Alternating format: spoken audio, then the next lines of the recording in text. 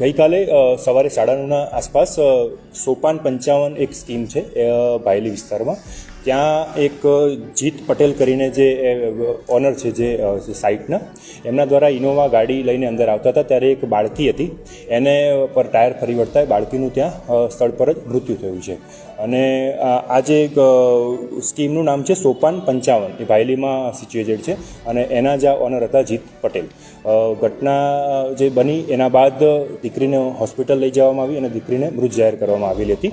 ત્યારબાદ આ જે બિલ્ડર જે છે એ ત્યાંથી ભાગી ગયેલ છે અને પોલીસની અલગ અલગ ટીમો દ્વારા સીસીટીવી ફૂટેજની ચકાસણી કરવામાં આવી રહી છે અને આ જે એક્યુઝ છે એને પકડવાની આગળની કાર્યવાહી ચાલુ છે. હા, એ વખતે દીકરી ત્યાં સૂતેલી હતી અને આડી પડેલી હતી, એટલે આ જે બિલ્ડર જે છે એ અંદર ગેટમાં એન્ટર થતેલા ત્યારે જ એના પર આ ટાયર એનું ફરી વળ્યું હતું.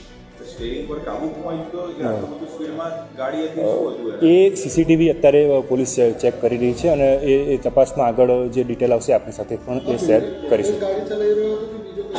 યસ, બિલ્ડર જે છે જીત પટેલ એ પોતે જ આ ગાડી ચલી રહ્યા હતા.